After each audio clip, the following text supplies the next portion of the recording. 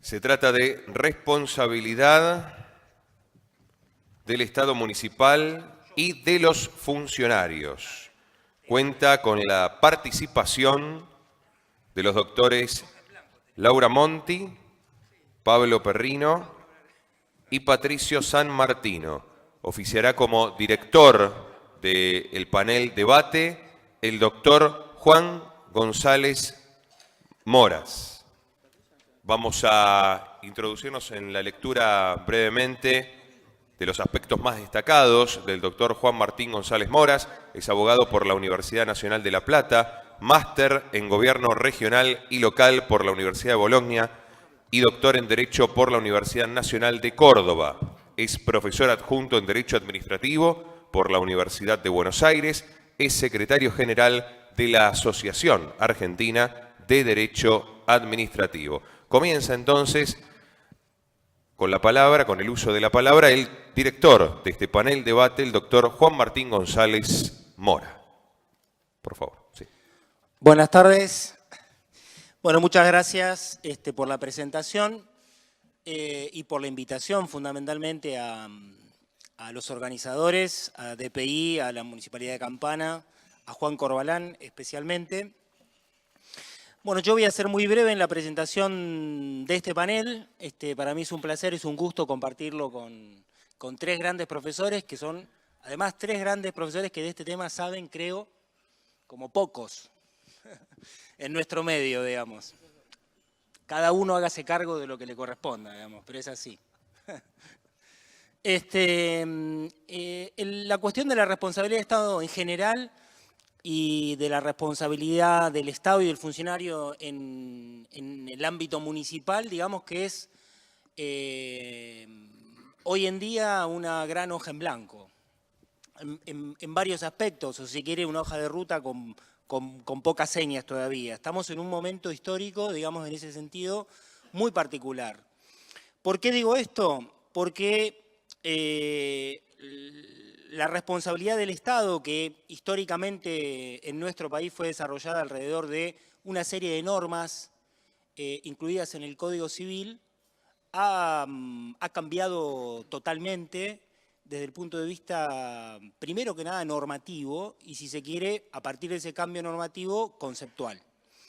La responsabilidad del Estado, tal como algunos autores en el derecho público clásico nuestro postulaban como un tema propio del derecho administrativo y no del derecho civil, es claramente ahora un tema del derecho público, y dicen las normas vigentes del Código Civil y Comercial de la Nación, del derecho administrativo provincial y local, digamos, concretamente. Es decir, hay un ámbito, se ha abierto una puerta, si se quiere, a un ámbito de regulación propio del derecho administrativo y específicamente del derecho local.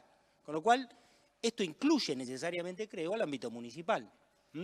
El tema es saber cómo lo incluye concretamente. Pasamos de tener una regulación única, uniforme, unitaria, si se quiere, en el derecho civil, es decir, en la legislación de fondo, a pasar a tener una no legislación en la mayoría de las jurisdicciones, salvo a nivel federal, donde se dictó concomitantemente con el proyecto de Código Civil y Comercial de la Nación una ley de responsabilidad del Estado, es una ley federal, la ley 26.944, que viene a cumplir, digamos, si se quiere, creo yo, o interpreto a partir de sus últimos artículos, la idea o el efecto de locomotora, es decir, tendría que arrastrar, de alguna forma, a partir de la invitación que hace a las provincias para que adhieran a esa norma, tendría que funcionar como una especie de locomotora que guíe, digamos, el dictado de las normas de responsabilidad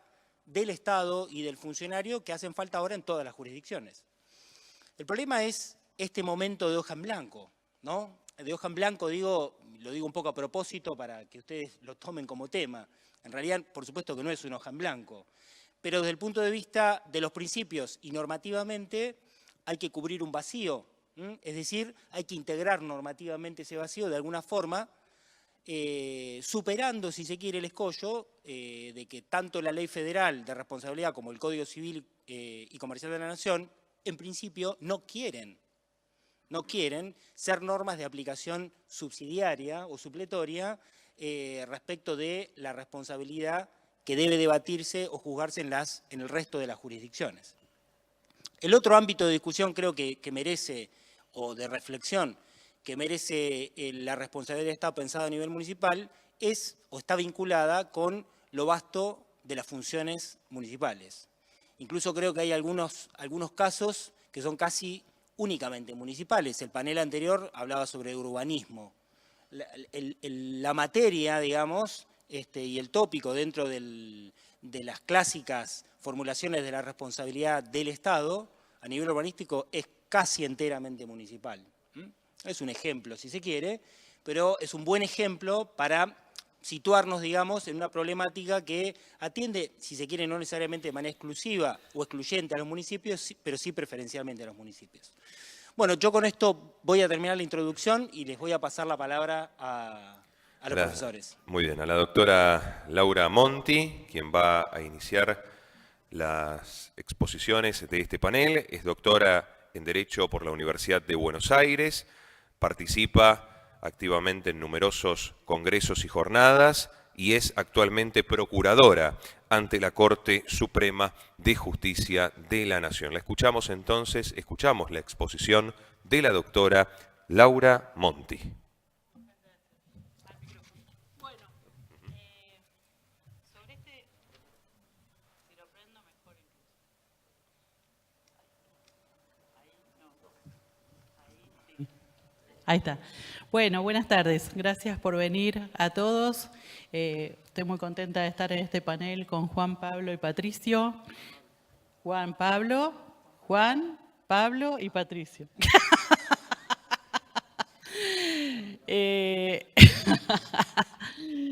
Y bueno, como decía, y muy agradecida a los que nos invitaron, a Juan también, a la municipalidad, a Pedro que organizó, gracias a todos.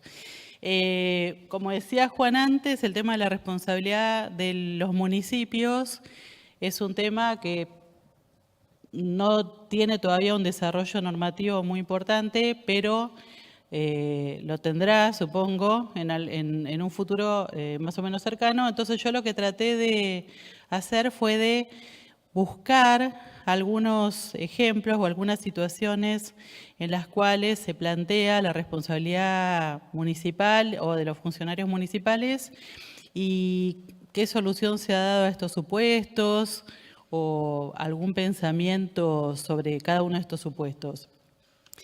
Muy breve. Respecto de la responsabilidad del municipio en sí mismo, lo que uno podría decir incorrectamente el Estado municipal, por supuesto, los criterios que van a regir serán los mismos que rigen para la responsabilidad de la nación, de la provincia, o sea, los requisitos de procedencia, las clasificaciones, etcétera, no tendrán ninguna variación. Pero es cierto que, como me decía una vez una amiga que también es profesora, el municipio o la ciudad autónoma, que tiene otro estatus normativo y de organización, está más cerca del ciudadano que la nación o la provincia, razón por la cual a veces hay ciertas particularidades o hay ciertas circunstancias que hacen diferentes los casos. Algunos casos que nosotros hemos tenido, o que yo he tenido ocasión de estudiar o de dictaminar o lo que sea, tienen que ver con diversas situaciones que se dan especialmente en el ámbito municipal. Por ejemplo, todo lo atinente al poder de policía municipal. Juan recién se refirió al caso del poder de policía en materia de urbanismo. Pero en general el poder de policía, como ustedes saben, ha generado diversas demandas por responsabilidad del Estado, el establecimiento de restricciones administrativas a la propiedad propias de los municipios. Y esto ha dado lugar a diversos fallos de la Corte Federal, entre otros tribunales, que ha rechazado estas demandas por responsabilidad. Por ejemplo, estos son fallos que ya tienen varios años, pero cuya doctrina se mantiene en la actualidad. El caso Milton contra, en ese momento, la Municipalidad de la Ciudad de Buenos Aires, en la que un vecino se quejaba del supuesto restricción o la restricción administrativa al dominio que provocaba un demérito patrimonial en su propiedad. Y la Corte rechazó la demanda por responsabilidad contra el municipio diciendo que esta obligación legal impuesta por el municipio de no edificar a mayor altura, fundada en motivos de interés general, era una mera restricción impuesta a la propiedad privada que tenía justificación jurídica en el poder de policía local y era no indemnizable. O sea, algo que todos sabemos, pero que generó juicios que fueron rechazados en todos los casos. Otros casos que fueron más dudosos en esa misma época, que era la década del 80, fueron casos en los que vecinos también de la ex municipalidad de la Ciudad de Buenos Aires demandaron por responsabilidad diciendo que había que eran sus propiedades eran colindantes a terrenos que habían sido expropiados por la municipalidad para realizar obras que no se realizaron. Entonces decían, esto provoca que en esos terrenos baldíos haya insectos, haya ruidos, haya suciedad, etcétera. La Corte Federal en todos los casos rechazó estas demandas por responsabilidad, por ejemplo la causa Galante y hay muchas otras, por todos conocidos, con fundamento en un artículo del entonces vigente Código Civil, en el artículo 2620, que obliga a los vecinos, o sea, obliga a los privados entre sí a soportar las molestias comunes, normales de la convivencia, que no superen un límite que exceda lo razonable.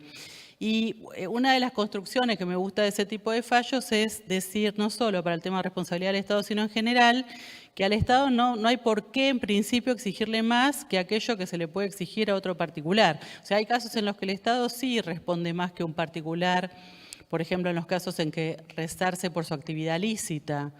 Pero si no, ¿por qué al Estado se le va a exigir más que lo que exigen las leyes, en este caso respecto de los colindantes?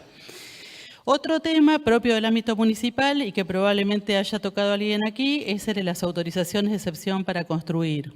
Hay fallos de la Corte Federal, por todos conocidos como Promenade, Pustelnik, en los que las empresas demandaban por responsabilidad del Estado, por actividad legítima y ilegítima, por la revocación por ilegitimidad o por oportunidad, mérito y conveniencia de estas autorizaciones de excepción para construir.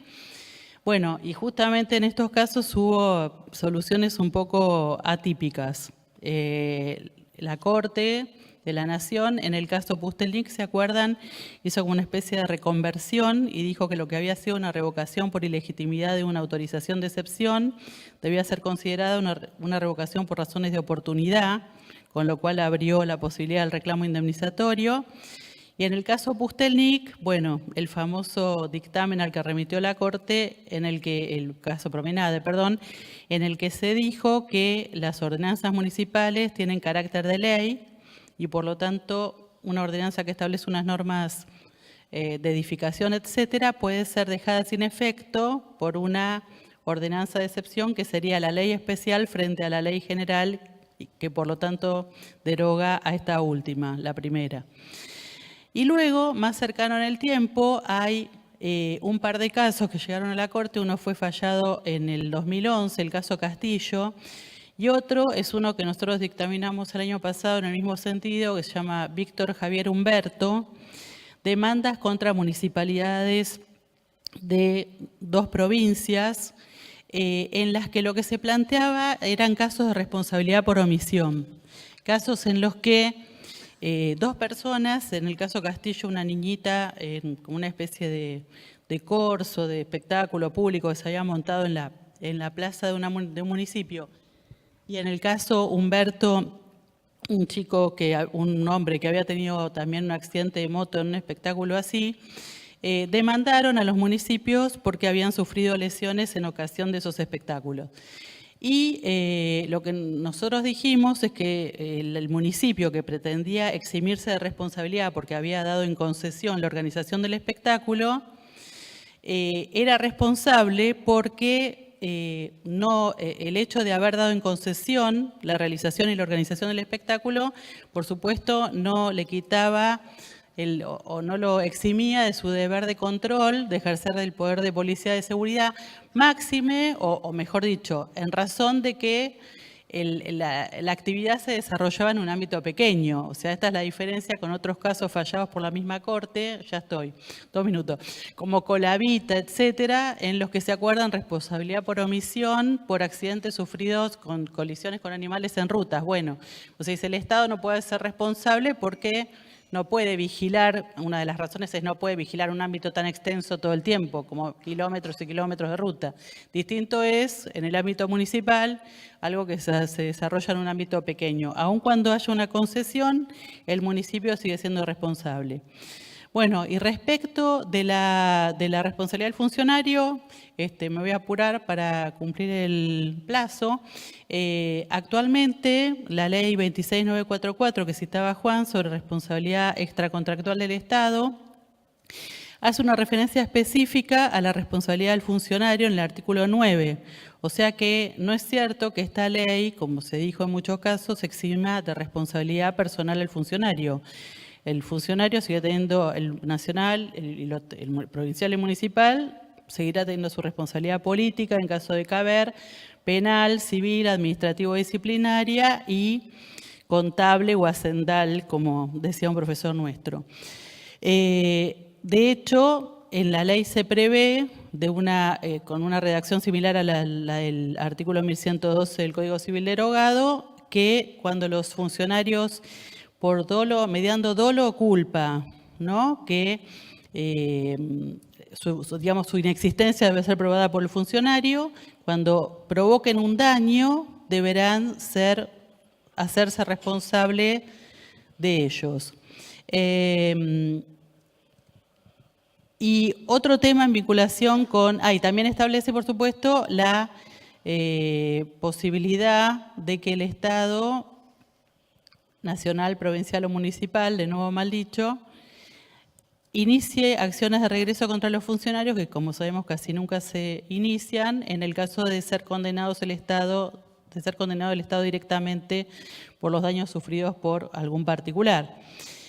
Otro tema que siempre nos planteamos en general respecto a la responsabilidad del funcionario es que debería extenderse más la práctica de demandar al Estado y al funcionario por responsabilidad, no solamente al Estado. Cosa que yo todos los años, de estar en todas las instancias, vi solo 2 veces, una demanda contra un Estado y el funcionario. En general se demanda, como todos sabemos, solamente al Estado. Bueno, y finalmente, una diferencia notable entre los regímenes locales y el régimen nacional es respecto a la responsabilidad del funcionario, que hace ya muchos años en el orden nacional, sabemos, en el orden federal, se ha suprimido el Tribunal de Cuentas, que es un órgano de control importante para la responsabilidad de los funcionarios.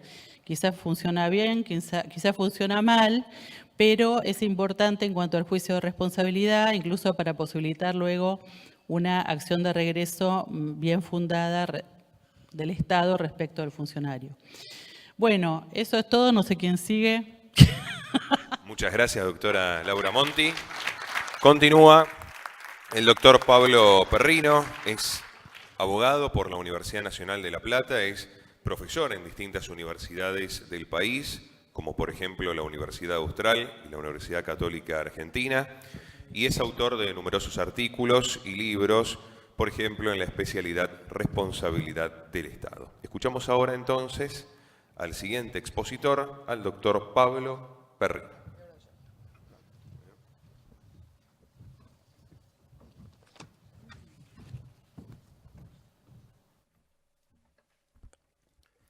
Muy buenas tardes. Ante todo, mi agradecimiento a todas las entidades organizadoras de este importante evento, particularmente a Gustavo Corbalán y a mi querido amigo Pedro Averasturi.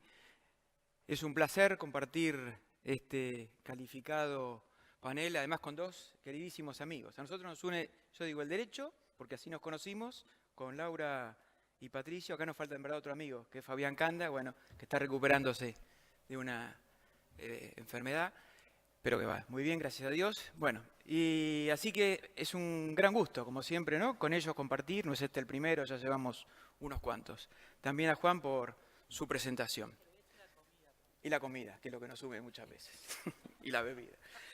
Bueno, la idea mía es en línea con lo que planteaba hace un rato Juan. Él hablaba de una hoja en blanco. De algún modo esta es la situación que tenemos en la provincia de Buenos Aires y en la mayoría de las provincias y en la ciudad autónoma de Buenos Aires sobre esta materia, después de la importante reforma que se ha producido por el Código Civil y Comercial y también por la Ley 26944 de responsabilidad del Estado y de los funcionarios. Todos sabemos que el Código Civil, básicamente, a lo largo de 3 normas, 1764 a 66, lo que hace es disponer que la responsabilidad del Estado y la del funcionario es una materia que tiene que estar regulada por afuera del Código, en una ley federal para la Nación o una ley local para lo que es provincias y Ciudad de Buenos Aires. Y también el Código Civil declara muy enfáticamente que las disposiciones que regulan la responsabilidad civil, las que están en ese código, no se aplica al Estado en forma directa o supletoria. Esto entonces nos genera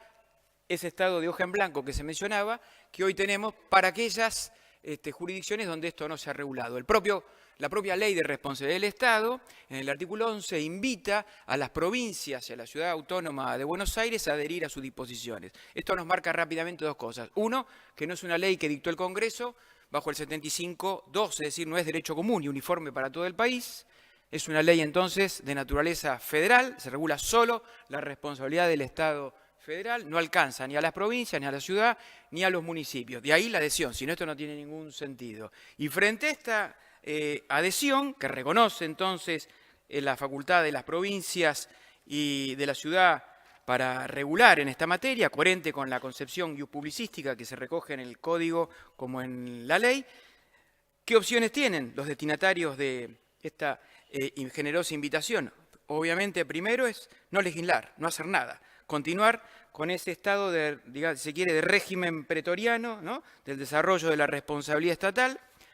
Y esto, si bien es pretoriano, es jurisprudencial, pero sobre la base de algo, porque así se ha construido. Y ahora ya no tenemos el Código Civil, el 1112, derogado. Tenemos que mirar otras normas. Y yo creo que para construirla hay que mirar el Código Civil y Comercial nuevo y, obviamente, la Ley de Responsabilidad Nacional. Y habrá que aplicarlo analógicamente, a mi entender, porque a pesar de que se dice en el Código y en la Ley de Responsabilidad que no se aplica directo, supletoriamente, a las disposiciones del Código Civil, evidentemente esto no veda la analogía. Y en más de un caso no va a quedar ningún otro camino para sortear los problemas que plantea, en este caso, la no regulación. La otra opción es adherir totalmente, lo cual puede ocurrir por una simple norma que diga adhiero o reproduciendo el texto de la ley, como lo han hecho algunas provincias. Y la adhesión también puede ser parcial, también alguna provincia ha hecho esto, ¿no?, y haciendo alguna modificación. Y finalmente, lo que creo que debería ser la opción que deberíamos seguir los bonaerenses y también creo que en este caso los porteños, no es mi caso, ¿no?, yo vivo en La Plata, soy bonaerense, claro, es dictar una ley. Dictar una ley en la cual se regule, se establezca el propio régimen de responsabilidad para cada uno de estos ámbitos, la provincia, la ciudad, etcétera. Y ese camino, el de dictar su propia ley, creo que puede ser el más adecuado porque la ley nacional, a mi modo de ver, plantea diversos problemas. La ley, yo no soy un defensor de la ley, más allá de que siga una idea de responsabilidad publicística que la he defendido hace mucho tiempo y que reconozca esta facultad de las provincias, porque creo que peca en muchos artículos por generar una suerte de retroceso y apartamiento en lo que es la jurisprudencia de la Corte Suprema de Justicia de la Nación, que se dice que se sigue, pero creo que no se sigue enteramente. Esto lo que hizo la provincia de Mendoza en fecha muy reciente, dictó la ley 8968, en la cual ha regulado íntegramente la responsabilidad del Estado. Insisto, creo que esto es lo que tenemos que hacer. Y entonces, ¿qué contenidos tendría que tener muy rápidamente, en estos 5 minutos que me quedan, una eventual ley de responsabilidad del Estado? Primero, tendría que precisarse algo que es fundamental, que ya dijimos, que las normas de responsabilidad civil que están en el Código Civil y Comercial se pueden aplicar en forma analógica a la responsabilidad del Estado en la medida en que sean compatibles con la naturaleza propia del régimen de derecho público y sus principios generales que rigen la actividad, digamos, de los órganos estatales. Creo que hay que regular, obviamente, la falta de servicio, como lo hace la ley nacional, pero tenemos que mejorar la regulación de la falta por inacción, por inactividad, que es muy acotada en el artículo 3, inciso D, deja de lado los supuestos de inactividad que deriven de omisión o violación de lo que son mandatos impuestos implícitos, es decir, impuestos en forma razonablemente implícita en lo expreso por el ordenamiento jurídico. Creo que la ley debería regular supuestos muy puntuales de responsabilidad por riesgo creado. En la ley nacional esto no es posible. La ley dividió el mundo de la responsabilidad en falta de servicio y daños por actividad legítima. No hay otro factor de atribución. No hay riesgo, no hay violación de la confianza, bueno, no hay otra cosa.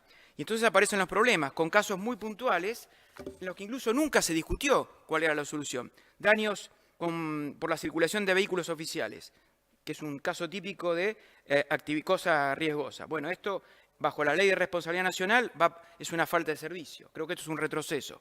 Los daños que pueden recibir menores en establecimientos educativos que están bajo control de autoridad escolar en establecimientos públicos. En el esquema anterior derogado era el mismo. El menor va a colegio público o colegio privado. Ahora, como la responsabilidad está totalmente fuera del Código Civil, si el menor va a un establecimiento público, queda desprotegido por este tipo de responsabilidad, que es una responsabilidad puramente objetiva, riesgo, y sería un supuesto de falta. Eso es claramente una dificultad enorme para la demostración, incluso del factor de atribución, se complican con los eximentes de responsabilidad, etc. Un punto fundamental, que creo que es uno de los que más necesita apartarse en una ley de lo que es la nacional, la responsabilidad por actividad legítima, sumamente estrecha en la nacional. Se la califica excepcional, creo que esto no es erróneo, se regulan los requisitos de una manera muy estricta, la causalidad, la idea de que sea directa, inmediata, exclusiva, o sea, no puede haber interferencia en ningún otro factor causal, porque el Estado en ese caso se exime de responsabilidad, creo que esto es inadmisible. Cualquier incidencia, por menor que sea, libera al Estado. El daño, también muy acotado, el daño tiene que ser actual. ¿Qué pasa con los daños futuros? Está asociado el daño a la idea del valor objetivo de un bien o cosa dañada, y si los daños no son patrimoniales, ¿qué ocurre? Un daño corporal, un daño en la vida, sí.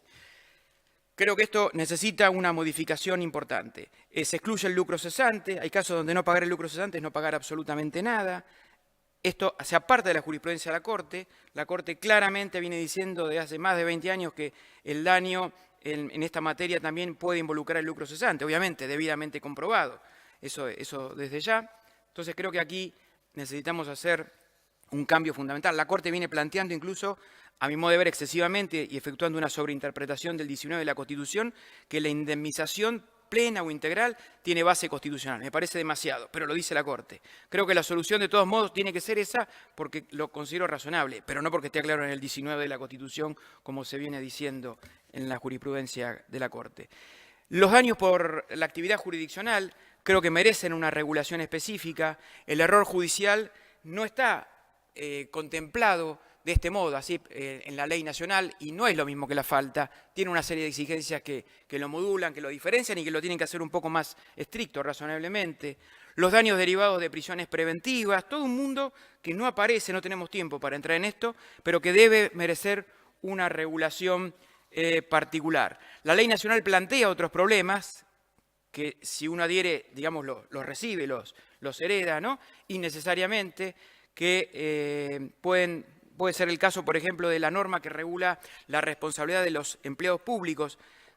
La regulación es tan estricta en esta materia y particularmente esto está dentro de la norma contractual, que pueden quedar algunas dudas acerca de qué ocurre con los daños que derivan de accidentes en el ámbito funcional.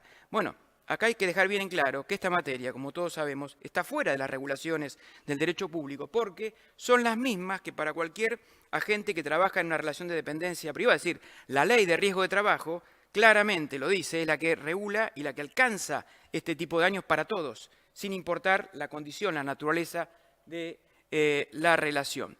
Bueno, en definitiva, porque ya se me ha acabado el tiempo, creo que es el momento de dar ese paso histórico, ese paso relevante y hacer una norma, hacer una regulación que dé una respuesta equilibrada. Esto es fundamental. En el derecho público no podemos bandearnos, ¿no? Ni mucho para el lado de lo que es la autoridad, autoritarismo, ni mucho para el lado a veces del sector privado, porque caemos, ¿no?, en un exceso en este punto que puede ser también muy peligroso para el interés general. Debemos buscar, como siempre, ese equilibrio tan delicado entre la prerrogativa y la garantía. Hoy no tenemos norma. Hoy las respuestas a este sinnúmero de problemas que plantea la ley y el vacío tienen una solución muy casuística. Es la casuística judicial la que día a día, mediante una prudente interpretación que hay que efectuar del Código Civil y de las distintas normas en juego, tiene que tratar de hacer realidad el mandato constitucional de hacer justicia. Esperemos entonces que el legislador asuma este desafío y en poco tiempo, Dios quiera, podamos tener, ¿no?, en las distintas provincias, en Buenos Aires, en la ciudad, la normativa pertinente que así lo haga. Les agradezco mucho su atención. Gracias a usted, doctor Pablo Perrino. Continuamos entonces ahora escuchando al doctor Patricio Marcelo San Martino. Es abogado, máster en Derecho Administrativo por la Universidad Austral, es profesor en distintas universidades del país, también con participación en el extranjero, y se desempeñó en la Procuración del Tesoro de la Nación, en el Banco Central de la República Argentina y en la Procuración General de la Ciudad Autónoma de Buenos Aires. Escuchamos ahora al doctor Patricio Marcelo San Martino.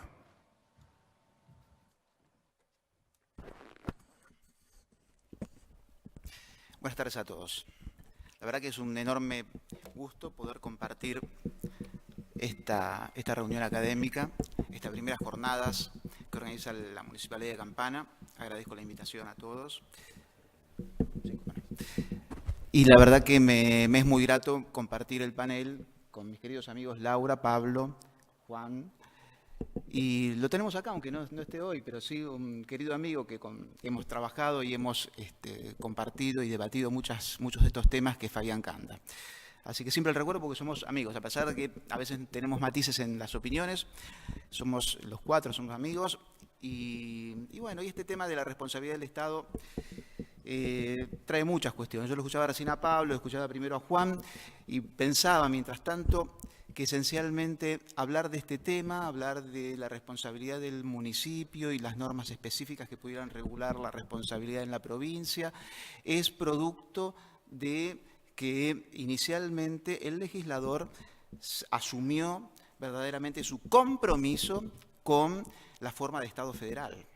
Ustedes recuerdan que el anteproyecto de Código Civil no contemplaba eso, contemplaba nuevamente la regulación de la responsabilidad del Estado en 3 artículos, de la responsabilidad del Estado por actividad ilícita y la responsabilidad del funcionario, manteniendo una línea tradicional dentro de lo que algunos autores señalaban era mantener la unidad del derecho de daños, incluyendo como supuesto especial en lo que sería la sección novena del capítulo primero del título quinto del libro tercero del Código Civil, incluyendo en ese ámbito a la responsabilidad del Estado como un mero supuesto especial. Sin embargo, el legislador quiso otra cosa. El legislador asume a la forma de Estado federal, reconoce que en verdad, en definitiva, concierne a las provincias y al Estado Nacional regular y autonormar su propia responsabilidad, la responsabilidad del Estado, como un tema básicamente de derecho público. Se tuvo en cuenta acá, lógicamente, lo que es la propia jurisprudencia labrada por la Corte, incluso con la misma conformación de los que trabajaron en el proyecto de Código Civil, el caso Barreto. El caso Barreto claramente afirma que el tema de la responsabilidad del Estado es una cuestión básica del derecho público, del derecho administrativo y, por ende, es derecho local. A partir de allí, indudablemente, el legislador asume regular la responsabilidad del Estado en lo que se denomina una suerte de ley marco. No faltan muchos detalles que en definitiva la ley no ha regulado. Quizás es importante ciertamente tener en cuenta que allí se establecen lo que serían las bases de la responsabilidad del Estado de acuerdo a la doctrina y a la jurisprudencia labrada por la Corte Suprema durante estos últimos 30 y pico de años de gobiernos de jure. E insisto con esto, en alguna medida, si ustedes leen el texto de la ley, de alguna forma representa o reproduce la doctrina jurisprudencial consolidada durante los últimos 35 años de gobiernos de jure. Ahora bien,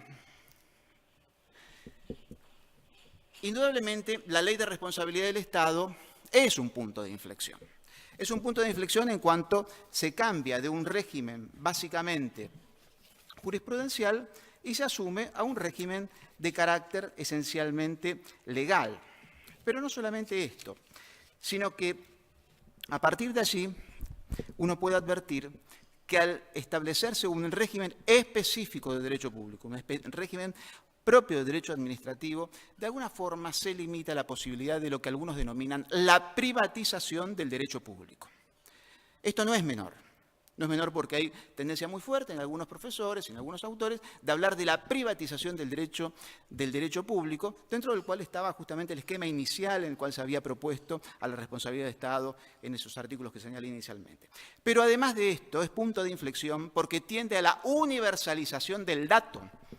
Antes solamente sabían de responsabilidad de Estado los especialistas que conocían cada una de las comas y las diferentes posiciones que tenía la Corte Suprema. Era un tema específico para algunos especialistas, para algunos abogados especialistas en derecho administrativo. Se universaliza el dato. Hoy todos sabemos cuáles son los recaudos de procedencia de la responsabilidad por actividad legítima, ilegítima, cuáles son las eximentes, cuál es el alcance de la reparación. Podremos o no estar de acuerdo en cuanto a ese alcance, pero hay universalización. Todos podemos acceder a ese dato, de modo tal que insisto con esto, es un punto de inflexión en cuanto a lo que señalamos como que se traslada de un régimen jurisprudencial esencialmente variable a un régimen legal. Es un punto de inflexión porque de alguna manera limita la posibilidad de la privatización del derecho público y es un punto de inflexión porque universaliza el dato. Ahora bien, el régimen vigente de alguna forma no es un punto de partida. No es un punto de partida, de ninguna manera. El carácter objetivo que reconoce el artículo primero, el carácter directo de la responsabilidad que reconoce ese artículo primero, el carácter autónomo que asume en cuanto a que es competencia del Estado Nacional o de las provincias la regulación de la responsabilidad del Estado, el carácter local, la naturaleza del derecho administrativo, los factores de atribución, falta de servicio, sacrificio especial y todo el desarrollo que de alguna forma tiene esa ley es de alguna forma consolidar o por lo menos mantener criterios que podrán o no ser del gusto de los especialistas, pero que son criterios que aparecen en diferentes fallos de la Corte. No hay ni un artículo de la ley que uno pueda encontrar una disidencia o un fallo, concretamente los holding, que respaldan a esa norma. De modo tal que, en definitiva, estamos en presencia de una ley que no es un punto de partida, pero tampoco podemos decir que es un punto de ruptura o un punto de llegada. No es un punto de llegada, porque es un eslabón, es una pieza que uno tiene que examinarla en lo que a veces hemos señalado, el tránsito del Estado de Derecho al Estado constitucional. Todos los institutos del derecho público y del derecho administrativo en particular deben ser reexaminados desde los principios y valores del Estado constitucional. Social de derecho, decimos nosotros. Ese tránsito que tiene su hito en la reforma del 94 se traslada a este instituto como se traslada al procedimiento administrativo, como se traslada al acto administrativo, a la organización administrativa. Todos los institutos del derecho público, sobre todo el derecho administrativo, deben ser atravesados, reexaminados y reformulados desde los principios y valores del Estado constitucional.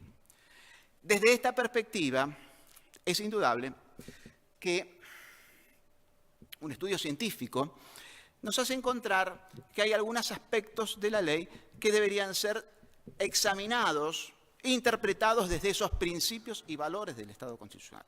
El Estado constitucional, dijimos y señalamos e enfatizamos, que tiene al principio de la dignidad humana y a los derechos humanos fundamentales en el centro de la escena. La Constitución como norma suprema, la eficacia directa que ya tiene, y a partir de estas ideas es indudablemente que vamos a reexaminar todo el régimen, incluso hasta el régimen vigente de la ley de responsabilidad de Estado. De allí, por ejemplo, podemos predicar desde este principio de dignidad de la persona que, más allá de que la responsabilidad sea lícita o ilícita, cuando está afectado un derecho humano fundamental indisponible, el principio, no importa si es lícito o ilícito, el principio cuando está afectado, lesionado un derecho humano fundamental indisponible, gracias, es el de restablecimiento pleno del principio de dignidad para ese caso. A lo cual se suma otra cuestión, que algo señalaba Pablo, respecto de un instituto que se va a aplicar analógicamente, no directamente, pero la ley no lo prohíbe. Así como prohíbe y es terminante con las sanciones pecuniarias disuasivas, no dice nada con respecto a las acciones preventivas. De modo tal que quizás el desarrollo futuro, y en algo que a mi modo de ver habría que trabajar, incluso desde este ámbito municipal, es no tanto pensar siempre en todo el tema de la reparación del daño, sino en la prevención del daño. Que el Estado haga pero pague, decía Uriú, que el Estado haga pero pague. Que el Estado haga y prevenga el daño sobre los derechos fundamentales, que quizás debería ser el mandato de la responsabilidad del Estado en el Estado constitucional. Gracias.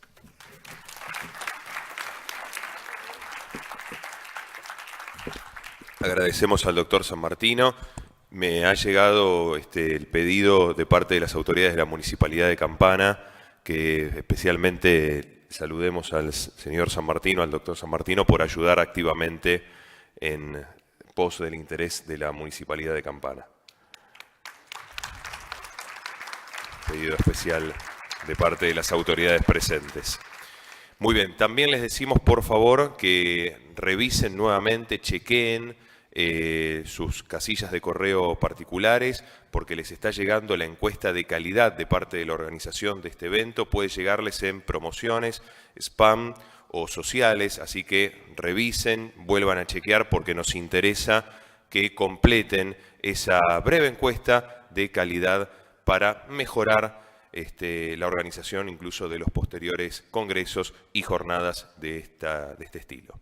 Vamos entonces ahora a continuar con este panel, ahora pasando a la modalidad debate, que queda, por supuesto, bajo la dirección del doctor Juan González Moras. Por favor. Bueno, ¿vamos a debatir?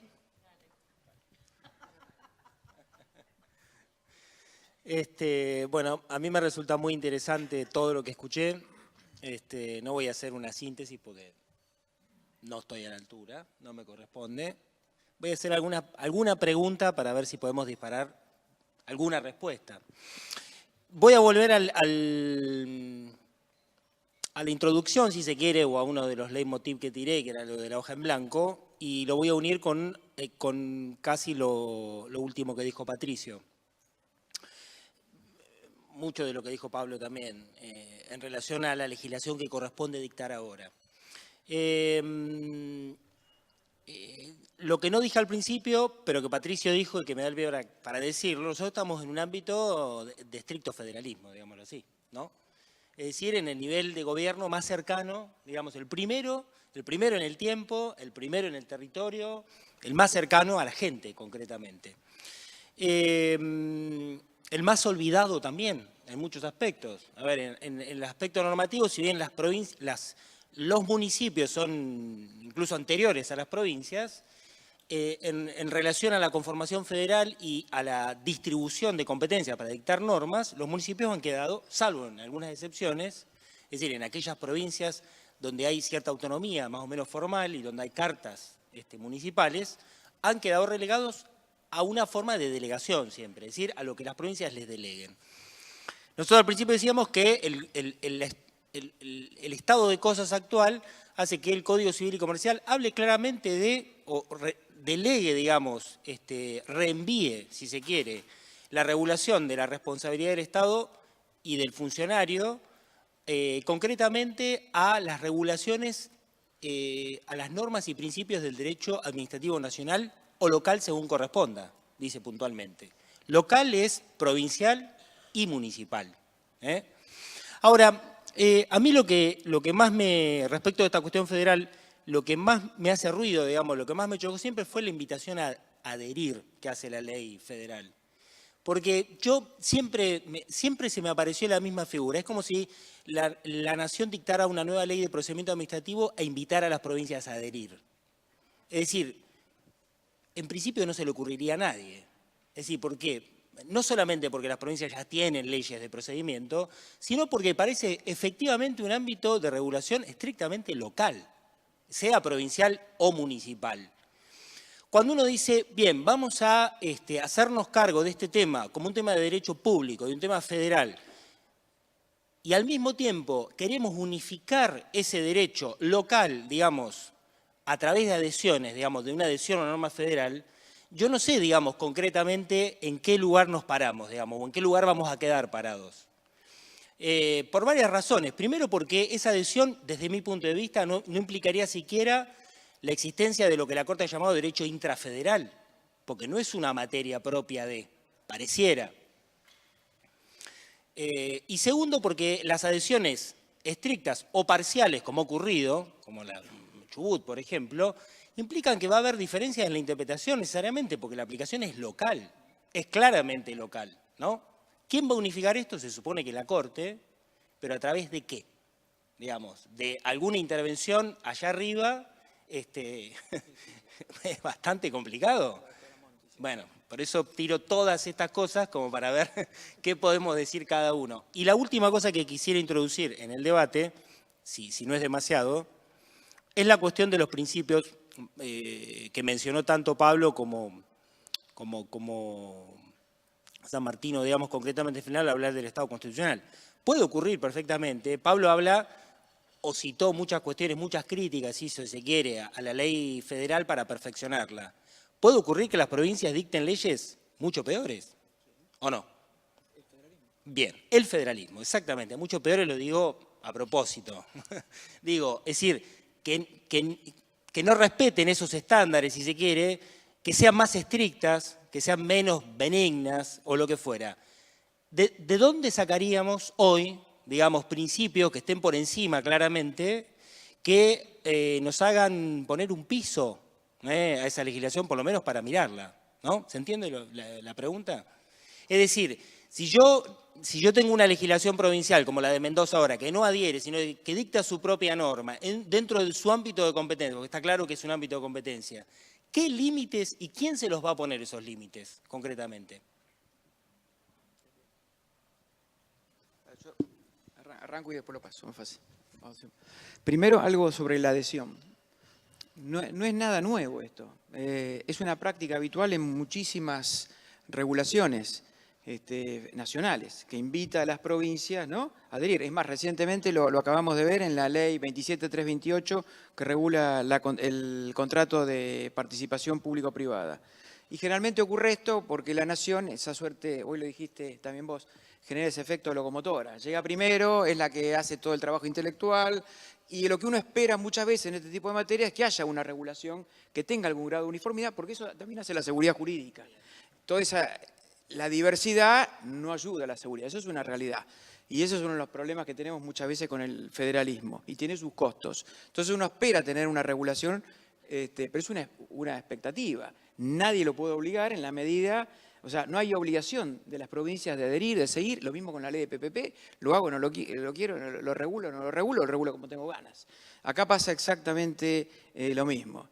Segundo, yo quisiera decir que en rigor no es ni una delegación, porque he escuchado esto, y no solo en esta materia, sino también con el tema de la regulación de los plazos de prescripción. Quienes dicen, bueno, el Código Civil le delegó a las provincias a regular el plazo de prescripción en materia de hecho público. No hay ni delegación ni reenvío. Si lo dicen es porque es una materia que yo tengo propia, es una competencia propia que yo puedo utilizar. Si no, no tienen ni pie ni cabeza. Si no, sería inconstitucional la delegación, porque el Código Civil no le puede delegar nada, ¿no? El Congreso vía 7512 no puede delegar nada, violaría el 126 también de la Constitución. Punto, otro. Claro, es al revés, exactamente. Otra cuestión que me parece que también hay que marcar. Acá no hay nada escrito en ningún lado, pero sí tenemos, si se quiere, principios constitucionales. O sea, en definitiva, todo es un problema de principios constitucionales, ¿no?, que hay que analizar, a lo que le podemos sumar, si se quieren, algunos principios de lo que ahora hablamos del derecho convencional, pero son todos principios muy, muy genéricos.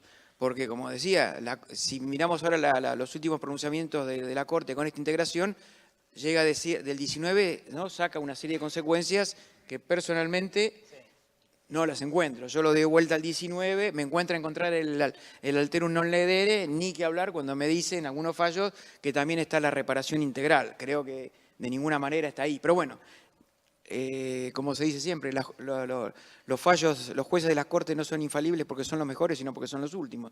Lo dicen ellos y tenemos que, de algún modo, aceptarlo. para bien o para mal, porque no podemos evitarlo. Entonces, hay una serie de principios que están en la Constitución, que están en la Convención, los tribunales lo han interpretado, ahí hay un material, una base, ¿no?, sobre la cual creo que hay que trabajar. La ley nacional, obviamente, siguió un camino, en muchas cosas está bien, en otras yo no estoy de acuerdo, como otros tantos, otros lo aplauden, etc.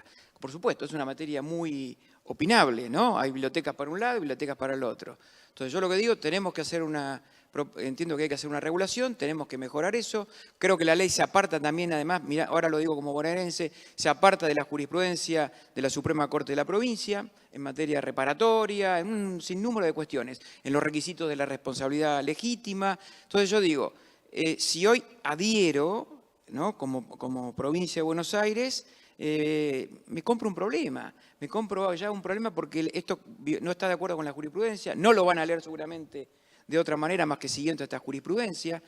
Entonces van a aparecer declaraciones de inconstitucionalidad, bueno, toda una serie de problemas que las puedo evitar perfectamente sin la adhesión. Otra cosa importante también, que me quedó adherir, como bien decías vos, Juan, no es ley intrafederal ni nada por el estilo. Esto es un fenómeno que la doctrina ha denominado localización del derecho federal. O sea, esto es derecho local, provincial, pura y simplemente. Entonces, no hay nada federal, ni mucho menos. Entonces, no hay que confundirlo. Y creo que esa ley también tiene que ser una ley para la provincia, como hizo Mendoza, y para los municipios. Para mí sería algo, me parece muy peligroso, ¿no? O sea, imagínense cuántos municipios tenemos aquí, 130 y pico. 130 y pico regulaciones en la provincia de Buenos Aires. Sí, más de 1.500 a nivel nacional. Bueno, ya me parece que ahí esto es un exceso. 1.500, ¿no? Tenemos la posibilidad de 1.500 regulaciones de responsabilidad. Me parece que ya...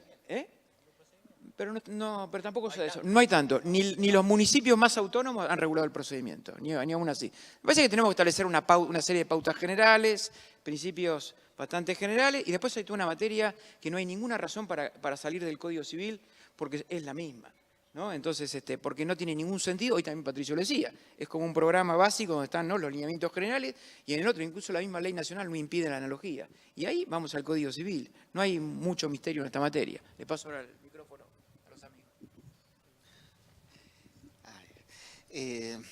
Sí, son varias cuestiones muy interesantes. A lo mejor, me ajusto a lo que vos decís, a lo mejor avanzo un poco más en base a lo que dijo Pablo.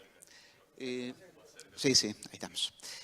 Siempre a mí me llama la atención el tema de las críticas que se le formulan desde diferentes lugares a la ley, ¿no?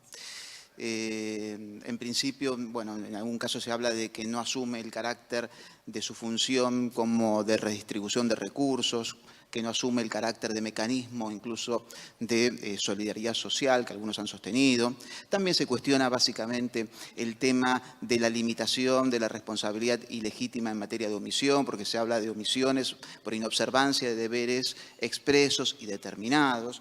También llama la atención y vemos, ¿no?, que se dice, bueno, pero no se contempla en este caso lo que son los principios genéricos, principios generales, como mecanismos positivos de conductas del Estado. También se cuestiona esto diciendo, bueno, se debería emplear el principio de la especialidad para examinar el alcance de las obligaciones que tiene la Administración frente a los supuestos de responsabilidad por inactividad.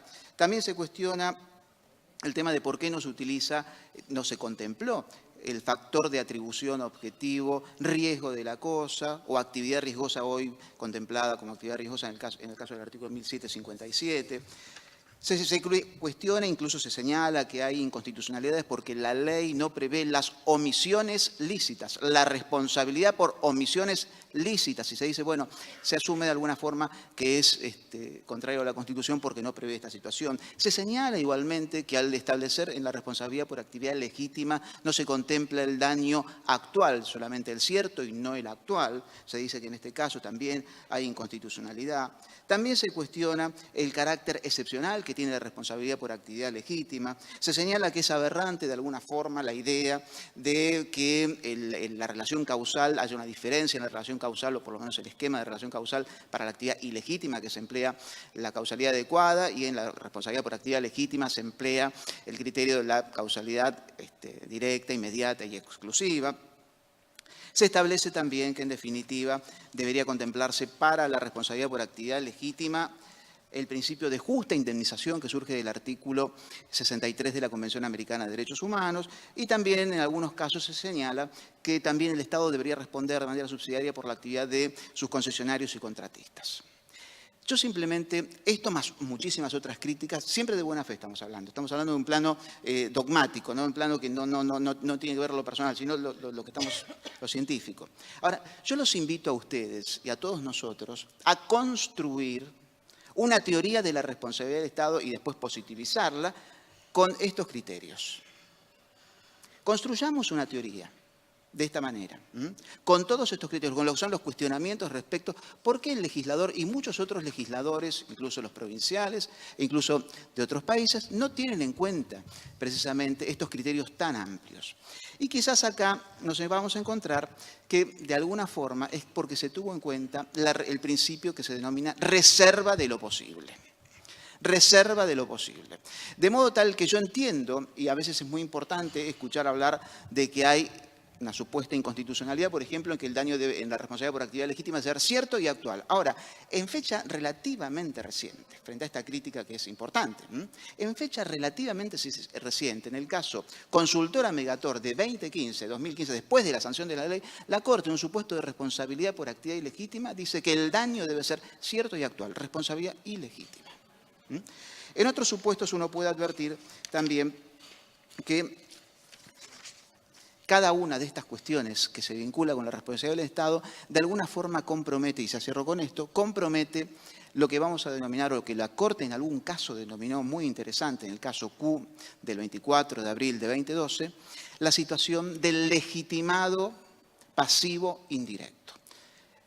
En los supuestos en que se postula una pretensión indemnizatoria contra el Estado, que es el legitimado pasivo, detrás de ese legitimado pasivo procesal hay un legitimado pasivo indirecto, que es precisamente toda la comunidad que de alguna manera tiene a su cargo, sobre sus espaldas, cargar sobre esa responsabilidad. De modo tal que estas cuestiones, yo entiendo que desde el punto de vista dogmático, y aquí sentado podemos hacer muchos criterios, podemos elaborar diferentes posiciones, pero al momento de establecer, quizás hay que manejarse justamente dentro del plano de lo que se denomina la reserva de lo posible. La reserva de lo posible nos va a decir que para un municipio, para la provincia, hay que ver hasta dónde, en definitiva, pueden sus recursos a soportar una responsabilidad por ejemplo, omisiones lícitas del Estado, o una responsabilidad por actividad legítima que no solamente pague el daño emergente, el lucro cesante y la chance, por ejemplo. De modo tal que, insisto con esto, para las cuestiones vinculadas, para pensar este tema, no podemos pensar esta cuestión desde el punto de vista unidimensionalmente normativo. Gran parte de lo que de alguna forma se ha trabajado con respecto a este tema es desde la dimensión normativa. Cuestionamos la dimensión normativa. Veíamos con Goldsmith y muchos autores que, en definitiva, el derecho no es solamente norma, sino es la cuestión social y la cuestión axiológica. Bueno, procuremos ver justamente un equilibrio entre todas estas cuestiones.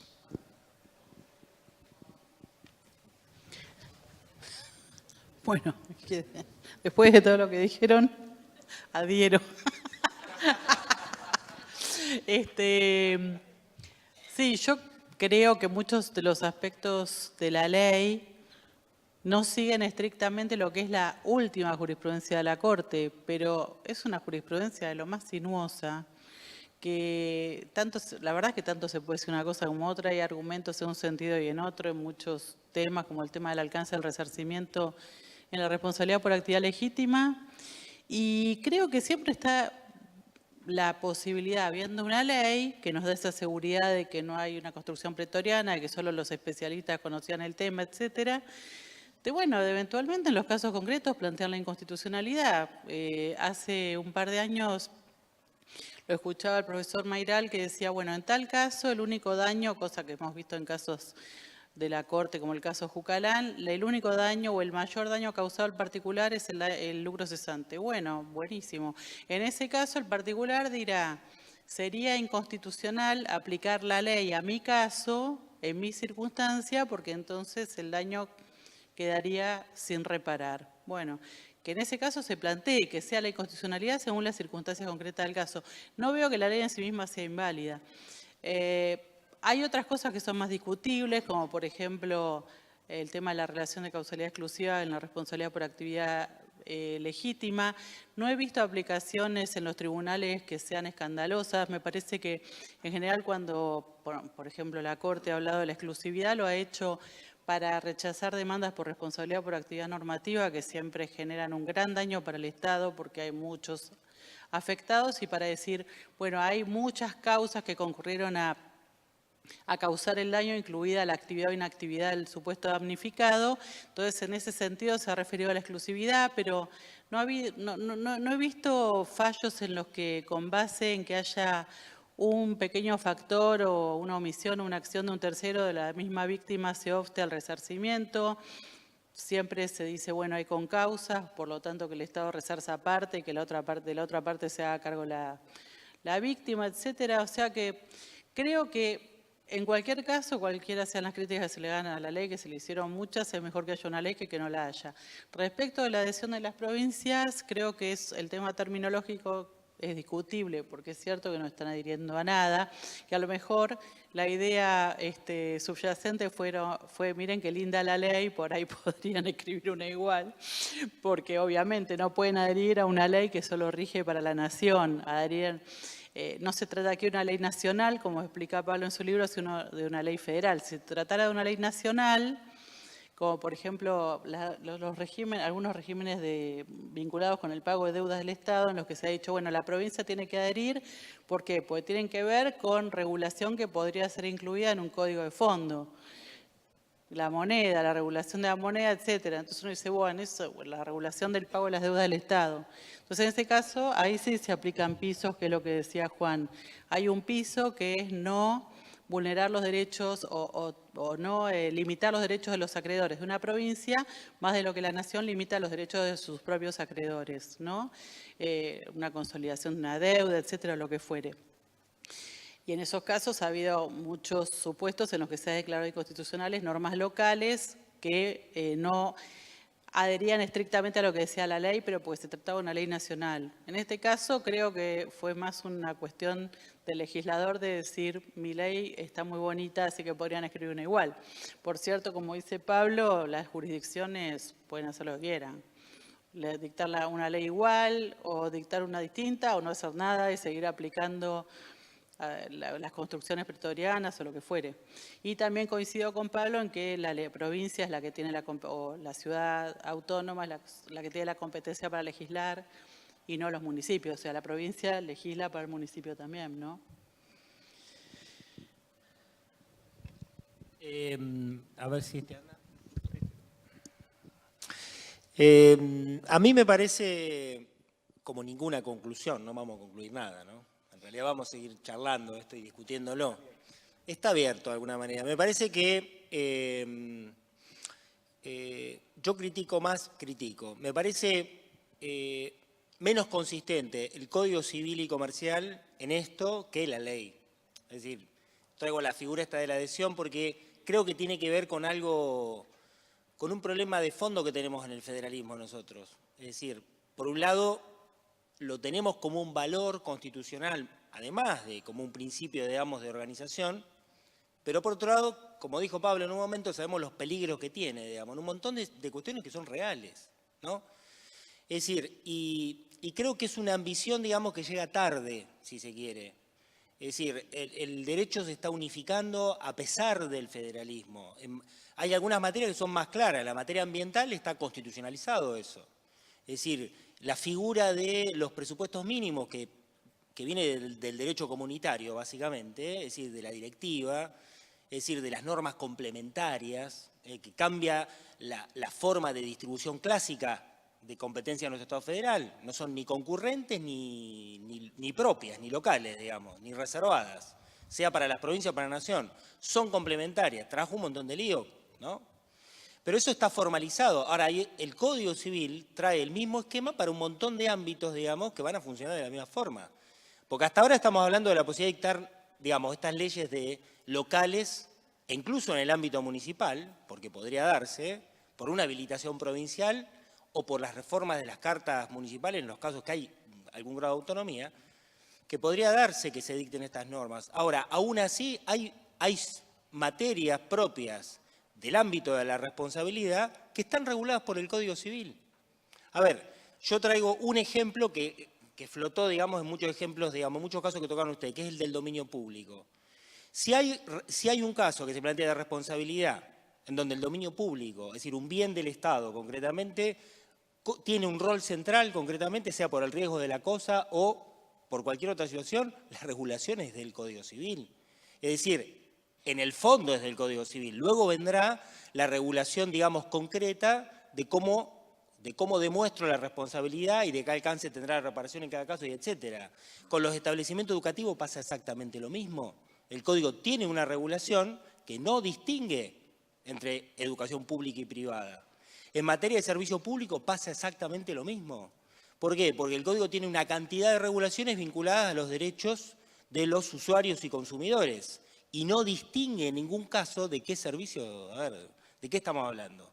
Con la Ley de Defensa del Consumidor pasa exactamente lo mismo. Ahora, pasa a estar en un cuadro, digamos, en el que cuelga de alguna forma del Código Civil, como era una ley complementaria, pero trata una cuestión que es del derecho público local, que es el servicio público. Es decir, hay un estado de cosas que creo que excede la cuestión de la responsabilidad nada más y que está marcando esta dificultad de separar, tal como nuestro artículo 1 de la Constitución dice de 1853, en competencias reservadas o concurrentes o lo que fuera. Pero aún así, es decir, aún en este estado de cosas, creo que se intenta que esta materia, tan cara al derecho administrativo, se localice, ¿no? O se relocalice, si se quiere.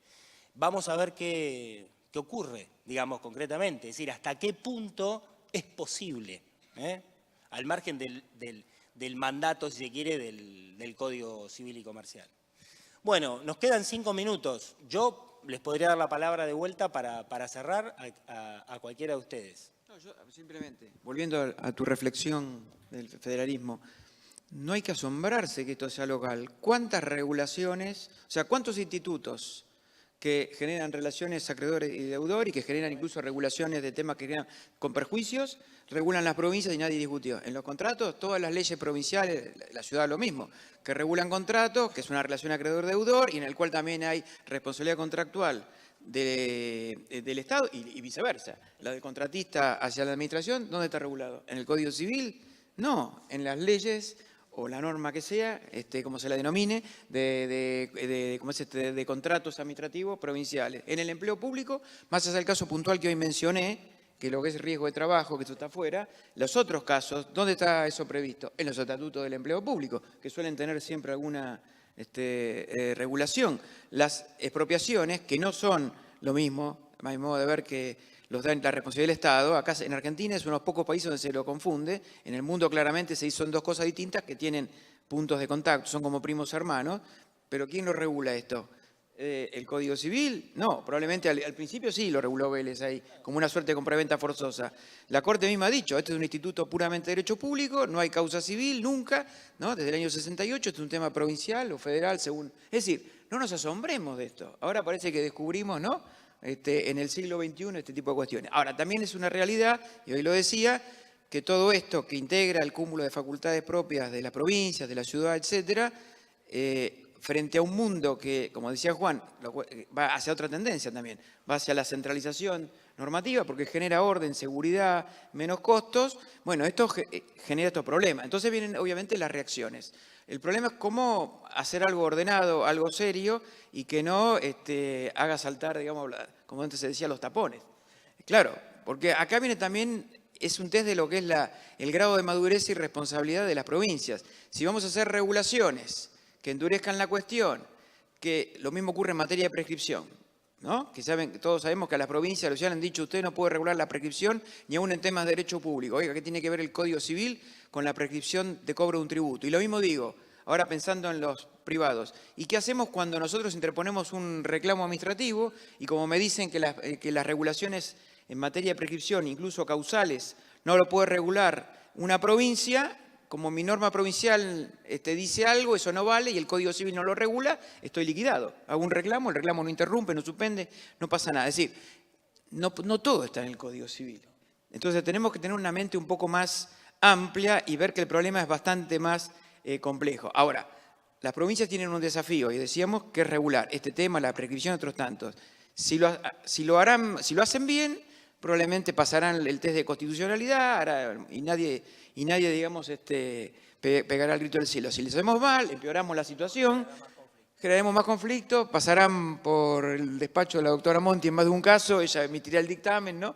Y bueno, y la Corte tendrá la última palabra, porque muchos de los casos que hemos visto, especialmente en materia de prescripción y otros, donde la Corte dice, provincia usted no lo puede regular porque el tema de las relaciones acreedor y deudor es del derecho propio del Congreso. ¿Por qué? Porque ha habido un zafarrancho que hizo una provincia. Declaró que algo era casi imprescriptible, mandó la prescripción de una deuda que era de 5 años tradicionalmente, la llevó a 10, ¿no? O estableció un pagadiós, entonces le dice, mire, usted no lo haga. Entonces lo que hay que hacer es hacer las cosas bien. Creo que esa respuesta está equivocada. La respuesta es, no lo puedo hacer, lo hizo mal, es irrazonable, etc. Pero para evitar eso hay que hacer las cosas bien. Ese es el desafío que hoy tienen la provincia, la ciudad, ¿no?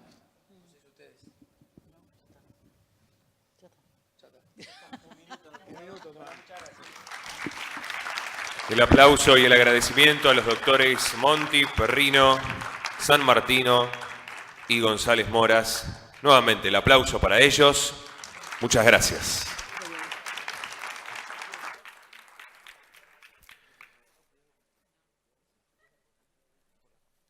Después de estos 2 días de intensa labor profesional y académica, en la que hemos presenciado la destacada participación de reconocidos profesionales en cada uno de los paneles, llegamos al tramo final de estas primeras jornadas de Derecho Administrativo Municipal. No sin antes, vamos a presenciar lo que será la conferencia de clausura, de cierre de estas primeras jornadas de Derecho Administrativo Municipal.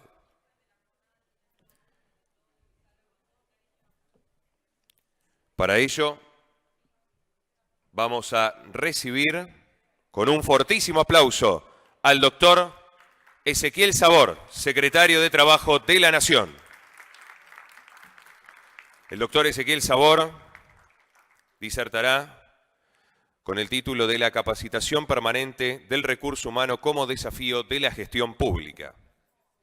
Vamos a leer algo del extenso currículum del doctor Ezequiel Sabor. Es contador público por la Universidad de Buenos Aires, máster en Economía y Ciencias Políticas en la Fundación Escuela Superior de Economía y Administración de Empresa, además de profesor adscripto en la Facultad de Ciencias Económicas de la Universidad Católica Argentina.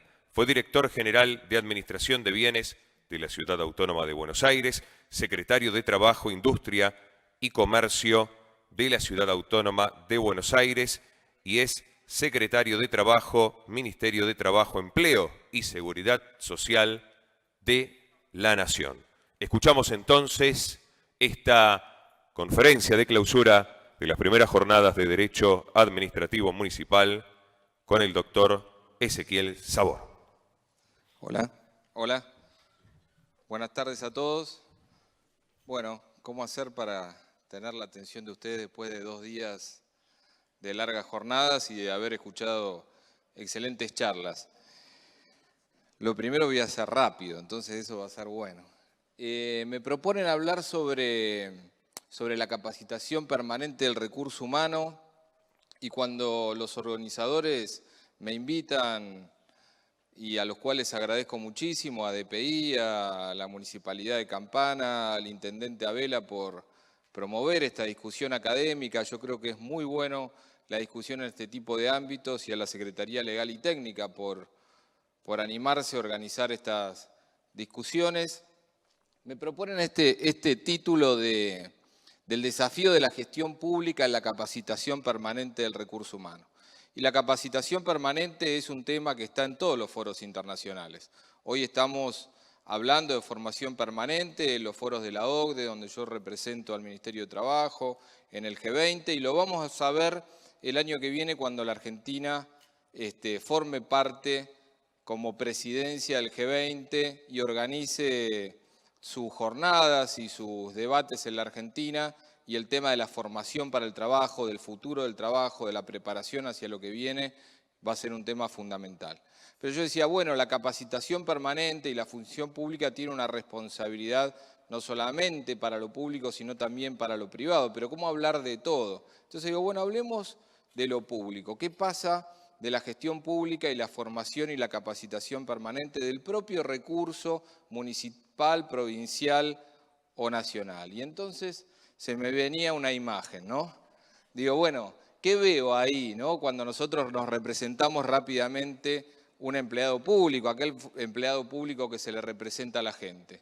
Por sobre todas las cosas, aparte, digamos, de todo lo que nos trae y que seguramente tendremos en alguna de las reparticiones por las que pasamos, alguien que será similar, aunque no físicamente o sí, pero digamos que haga un poco de esas funciones, se nos trae una persona que está arrumbada, no capacitada, no motivada, dejada de lado, en un estado que prácticamente va metiendo gente adentro y cuando necesita modificarse, cuando necesita innovar, llama a otro, pero a esto los va dejando de lado, no va capacitando sus recursos humanos. Y esta no capacitación de los recursos humanos va generando lo que hoy en un término que estamos utilizando sería una grieta, una brecha entre el empleado público y el empleado privado. ¿Qué queremos? Queremos otra cosa, queremos una cosa más moderna. Yo, como les comentaba, digamos, el locutor, fui funcionario del gobierno de la Ciudad de Buenos Aires por varios años en la gestión de Mauricio Macri, pero también en otras gestiones, digamos, y he visto cómo poner recurso a la capacitación del trabajador, poner recurso a la modernización de los sistemas, como ustedes han visto acá con otros funcionarios con los cuales he compartido gabinete, como han sido Astarloa, Contegrano, Fernanda Inza o algunos otros tantos, no los voy a nombrar porque me voy a olvidar, que han estado hoy acá, cómo Pablo Clusella, se ha modernizado y hemos pasado al expediente electrónico, pero no solamente estamos hablando de la capacitación, digamos, de una nueva técnica, sino a una nueva forma de trabajo. Y eso es un poco a lo que debemos apuntar si queremos llegar al futuro del trabajo. ¿Por qué es tan importante el empleo público, digamos? Y acá traigo algunos números.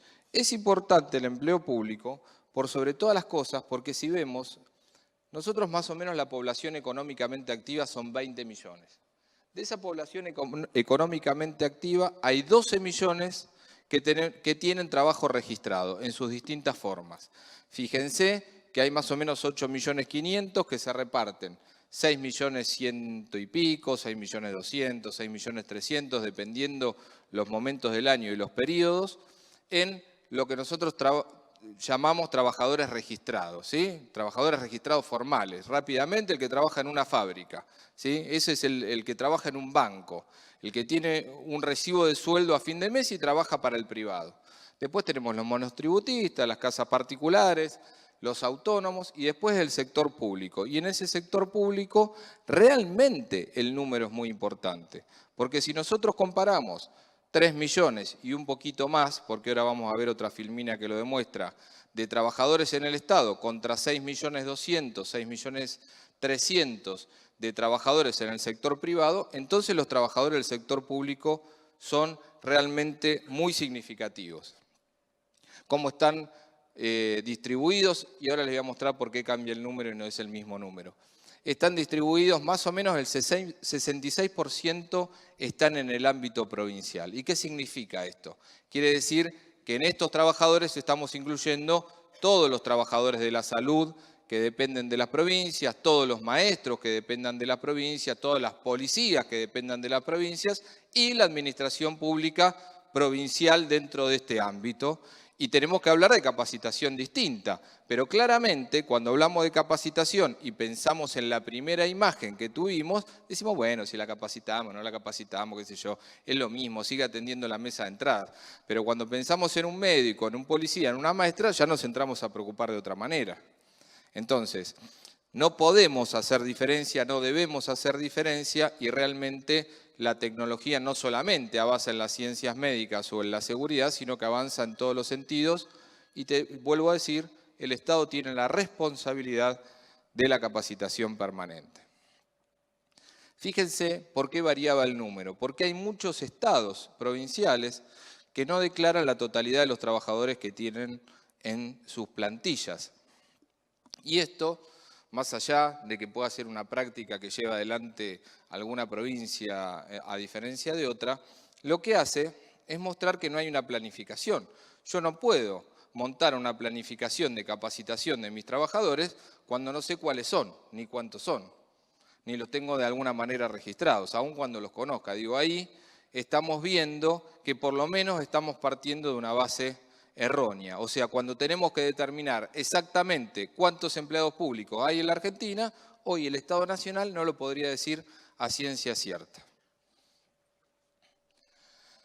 El futuro del trabajo no es algo solamente que llega al Estado, es algo que además llega al Estado. El futuro del trabajo es lo que yo le decía que se está discutiendo en todos los foros internacionales. Y cuando hablamos del futuro del trabajo, rápidamente lo podemos identificar con algunas cuestiones que sí o sí van a pasar, tanto a la producción, tanto al sector de servicios, pero también al sector del Estado.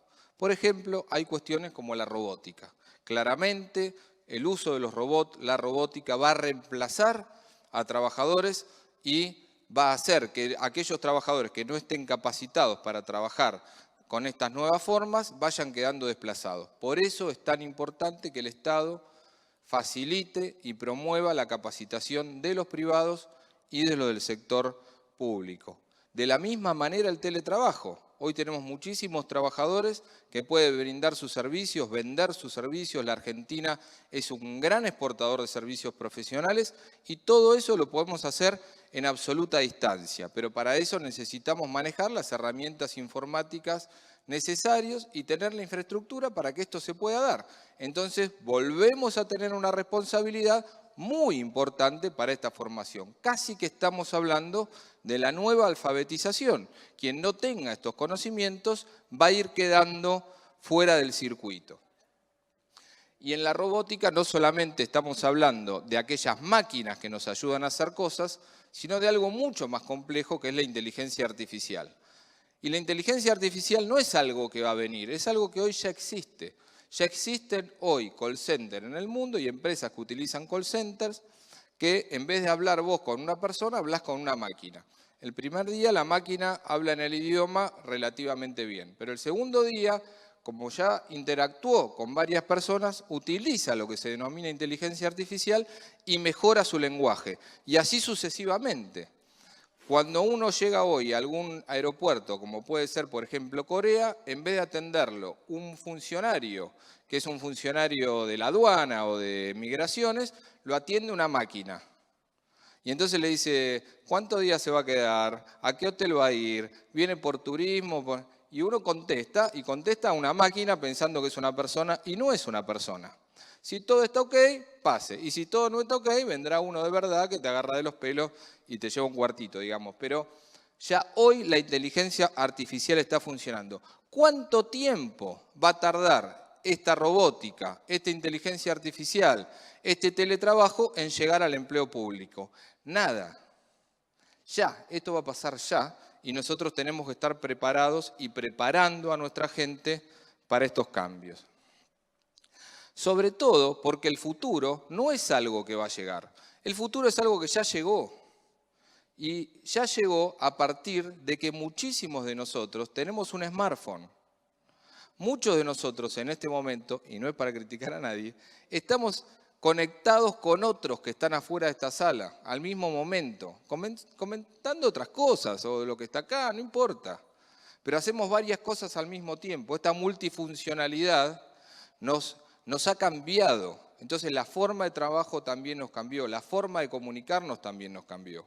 La forma de comunicarnos entre los empleados, entre los ciudadanos de una municipalidad, de un estado, también nos cambió. Podemos mandar mensajes de texto, podemos utilizar drones. Nosotros, por ejemplo, en el Ministerio de Trabajo empezamos a utilizar drones para las inspecciones laborales. Y nos ha dado muy buen resultado.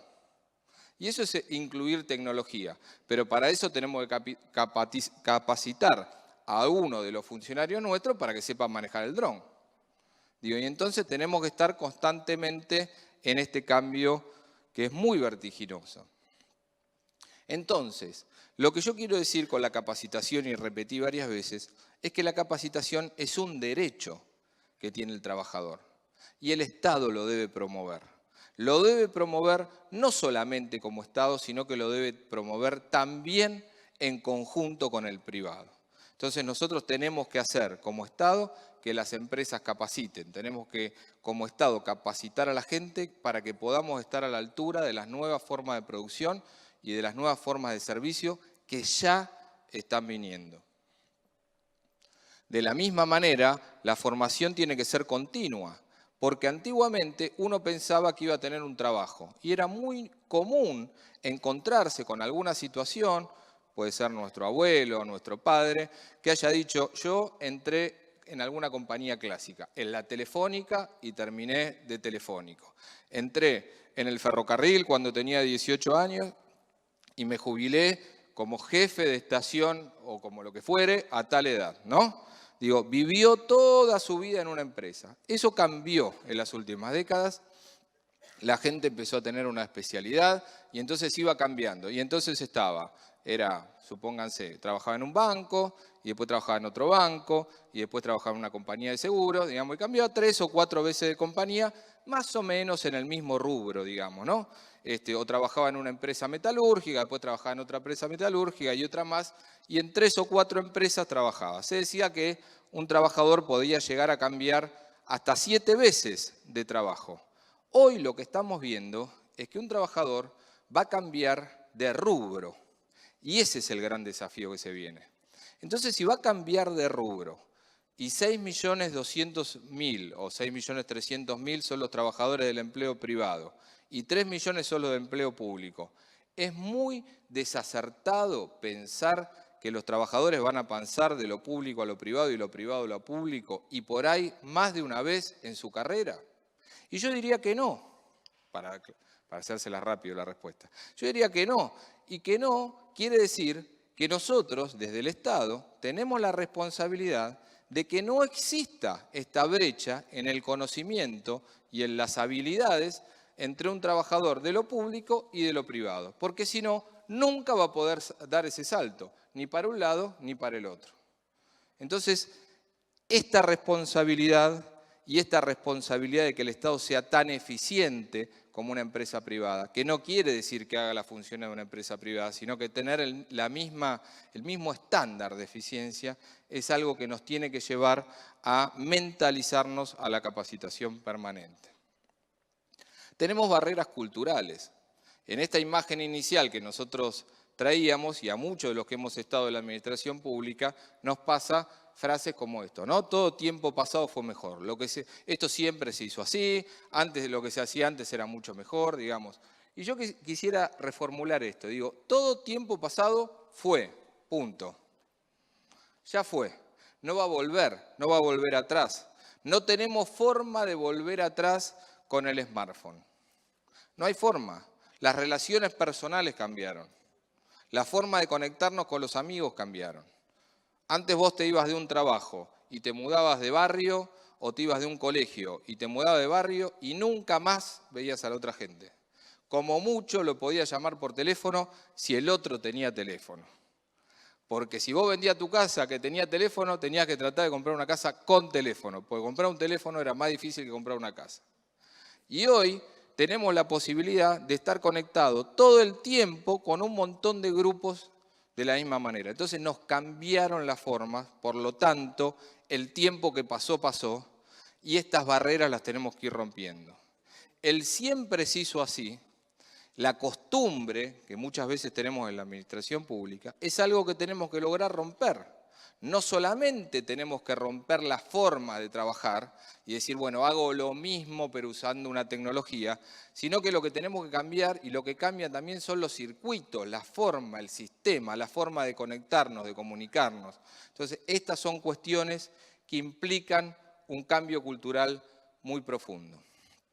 Un ejemplo de capacitación permanente que nosotros estamos haciendo en el Ministerio y que me parece interesante compartir con ustedes.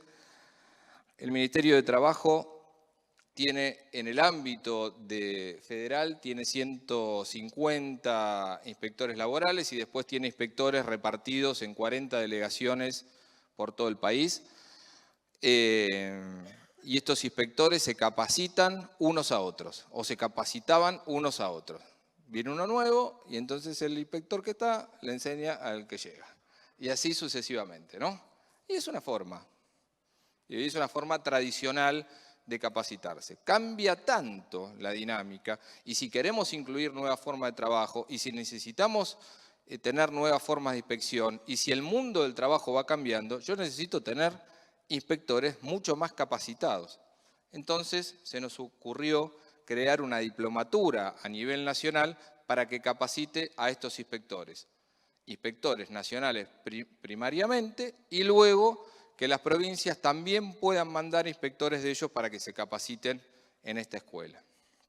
Ahora, también hay que comprometer al otro a esta capacitación, porque la capacitación no solamente puede ser forzada. Yo no puedo agarrarla a ella y decir, mira, mañana vos vas a ir a un curso de programación, te sentás ahí y hasta que no sepas programar no salís. Porque ella va a decir, no me gusta, no quiero. Tengo que convencerla. En este convencimiento, lo que nosotros logramos hacer, y creo que es muy interesante, es, primero sumamos a la OIT, a la Organización Internacional de Trabajo, lo cual jerarquiza. Trajimos los mismos programas que se dictan en el Centro Universitario de Turín, que es el centro de formación de la OIT. Y es lo mismo que vamos a dar en la Argentina, con los mismos profesores, o por lo menos, si no vienen los profesores a dar determinado módulo, lo que vamos a hacer es que capaciten en Turín un profesor para que nos puedan dar el módulo acá. Y por el otro lado, sumamos a los gremios. Entonces, Ministerio de Trabajo, Ministerio de Modernización, más OIT, más los gremios estatales, conformaron esta diplomatura. Y para que esto cierre y el compromiso sea total, la forma de financiar esta diplomatura, una parte la pone el Estado y otra parte la ponen los gremios. Y ahí se termina de cerrar este círculo de compromiso.